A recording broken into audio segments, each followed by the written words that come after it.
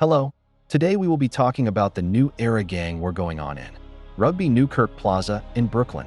This raging war has put multiple's lives at risk and claimed the lives of many. Today we are going to discuss what started this new era of beef. Tilden, which is known to harbor the most infamous names in the city. Hakim, Maya, Ida, Quez, and many more.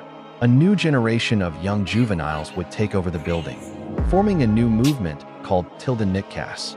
Only, there would be two main people pushing the movement and leading the charge, Zay and Wani, while Tilden was making their rise. Another infamous gang would give birth to a new generation, the Rich Riders.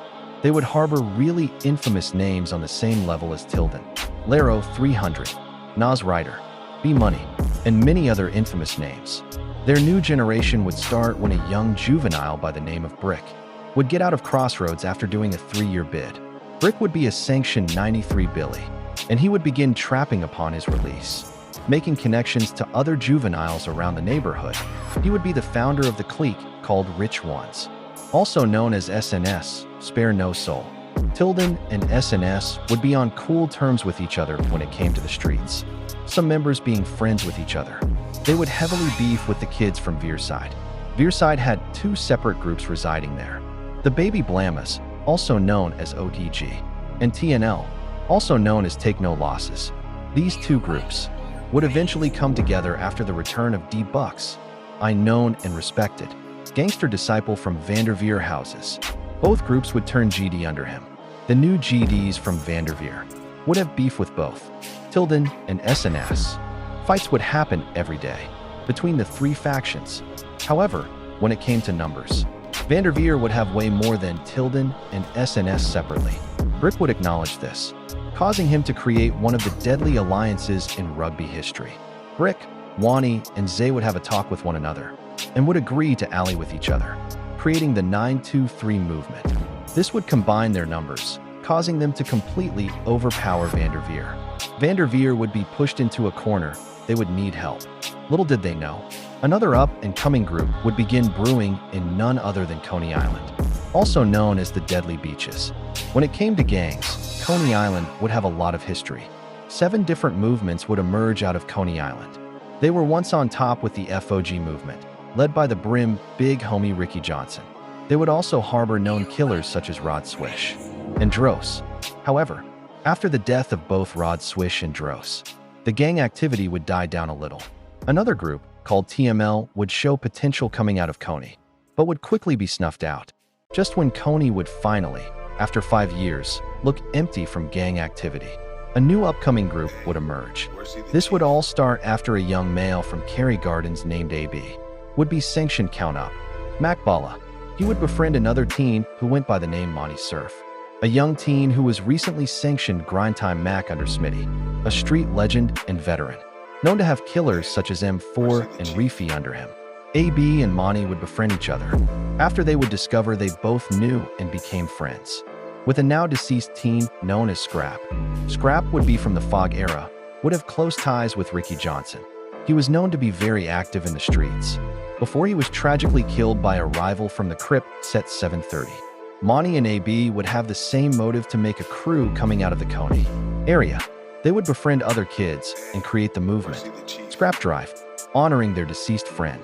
They would begin making moves after an altercation they had with SNS member Shawnee and Tilden member Uchi. Monty, AB, and another Scrap Drive member known as Spot would be mistaken as Veerside affiliates by Shawnee, causing a big fight. The day prior, Monty would almost get robbed by a GD affiliate known as Bug Gout, causing the misunderstanding. Monty would not let this slide and tell AB about what happened. They would later catch Bug Out and beat him multiple times, kicking him off Coney for good. Now, Scrap Drive would begin beefing with 923 after the fight that day. It wouldn't take long for a body to drop, after a young GD named Kuu would be caught lacking on a hazy night. He would be walking with a group of friends when a car would pull up beside him, honking at him. He would ignore the car, a grave mistake. One masked male would hop out and shoot him in the back, immediately going back in the car and driving off. Kuu would be taken to the hospital, where he recovered from the shot. However, A week later, after he was released from the hospital, Koo would be walking by himself near the Domino's, where a group of males would come up to him, asking him questions on where he was from. Koo would wait for the perfect opportunity and attempt to run. However, he was quickly chased down. The group would chase him down and stab him in the back, causing him to fall. They would stab and stomp him as he was on the ground. After he lost consciousness, one male would begin bashing his head in with a nearby crowbar, confirming his death. This would go down as the most gruesome death ever in the history of rugby. This death would send shock waves in the community. A death like this hasn't happened in a very long time. After Koo's death, Veerside would be forced to make a move. Unexpectedly, Scrap Drive members would pull up to Vanderveer, offering to temporarily link up to fight off 923. They would accept this offer immediately, seeing no other choice. However, they would soon regret this decision, as Scrap Drive would have malicious intentions behind the scenes. A little backstory as to why Scrap Drive decided to go to Veerside first was because of another Grind Time member from the Fenimore section, who jacked 50, also known as Cap. Cap would befriend AB and would hang around Coney.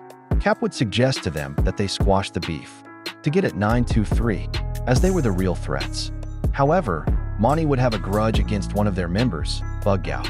He would take AB aside and let him know this. As a result, they would lie to Cap and tell him they were willing to make peace. Now, since Veer and Scrap Drive was now linked, they had the numbers to be on equal footing with 923. More and more fights would occur around the area, one in which a Scrap Drive member would hit a Tilden member with a car. As the fights went on, Monty would be plotting. AB would get in touch with a gun dealer, finally being able to purchase his own firearm. He would let Monty know this, and Monty would decide that it's finally time to cut ties with Vanderveer. He would decide to make a statement by killing their most prominent member that he had a grudge against, Bug Out. Bug Out would make his way to Coney to hang out, when Monty would lead him to a hallway to give him a knife.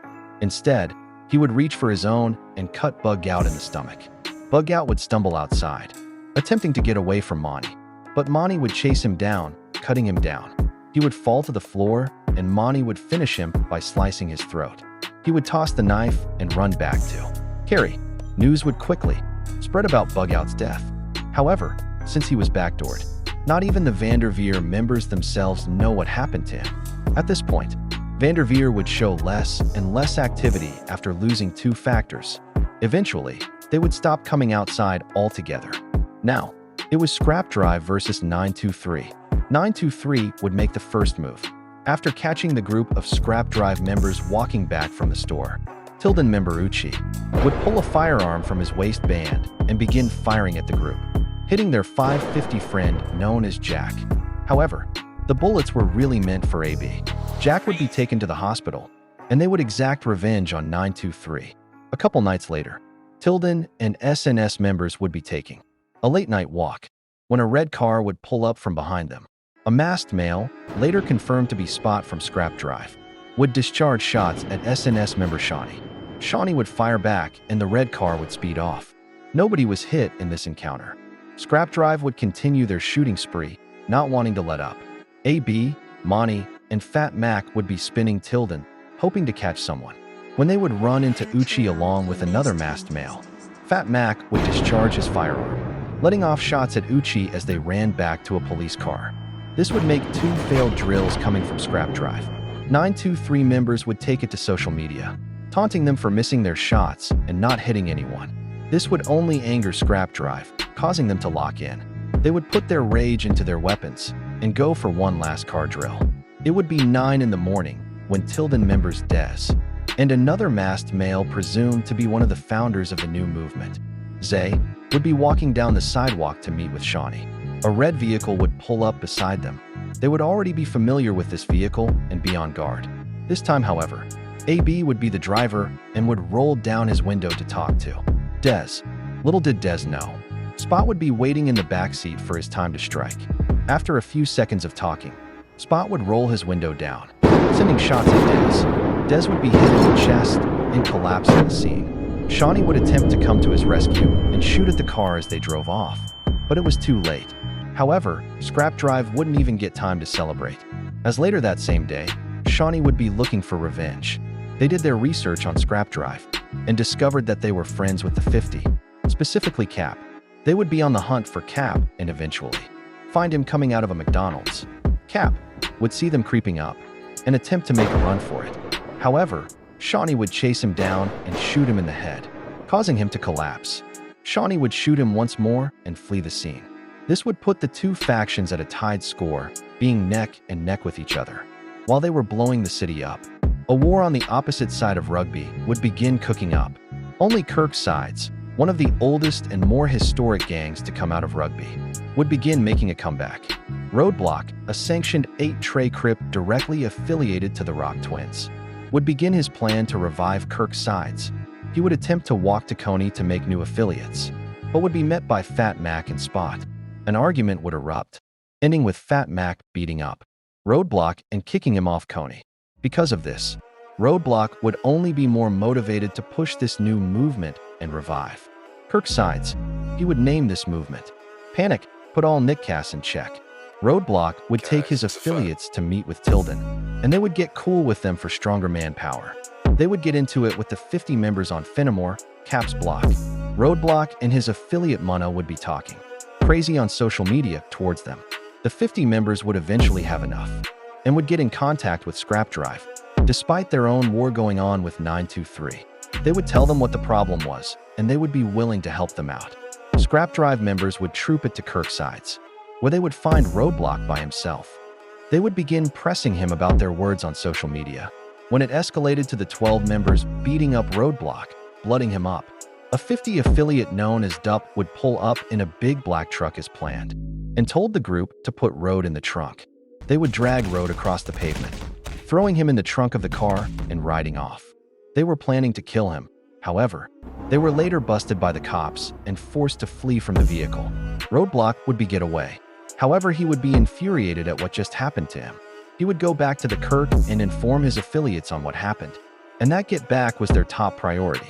Upon hearing this, Munna, one of the leading scorers for the Kirk, would take it upon himself to get vengeance. He would be walking near Vanderveer when he would run into a 50 member who went by the name Super 5. Munna would recognize him. He saw him with Dup just the other day. Munna would begin shouting at him before brandishing a knife. He would chase him down and fatally stab him. Supa would attempt to run to the hospital, but would collapse outside the police precinct. Munna would take a picture of his body and send it to Roadblock, letting him know that blood has been shed. Dup and another 50 affiliate Thai would get word of this, and already have their suspicions of who did this. They didn't even waste their time getting angry. They picked up their guns and immediately went on the hunt. However, after the slaying of Supa, Roadblock would order his guys to lay low, as he was expecting both 50 and Scrap Drive to come after them. They would all follow his directions and not come outside for a while. However, Road would make the grave mistake of not following his own advice. One day, he would decide to spend the whole day with Tilden as they got into their shenanigans. After hanging out, Road would decide it was time to head home. Little did he know, eyes would be on him. He would begin walking home, and it would start raining. As he was about to hit the corner to Kirk's side, a masked male would step from the corner, blocking Road's path. Because of the rain, Road could not see that well, so he would call out to the male, asking who he was. The male would respond that he was Munna. Now Road wasn't dumb. He knew the male sounded nothing like Munna, so he would attempt to back up slowly. However, the male would walk up to Road and grab something in his waistband. It was a firearm. Road would run away as the male fired at him. Just as he thought he got away, another male would step from the shadows and shoot Road in the face at point-blank range. It's quite obvious who was responsible. Well, that's all I have for you folks. If you want to see a part 2 to this story, DM LuckyxStunna about it. See y'all later.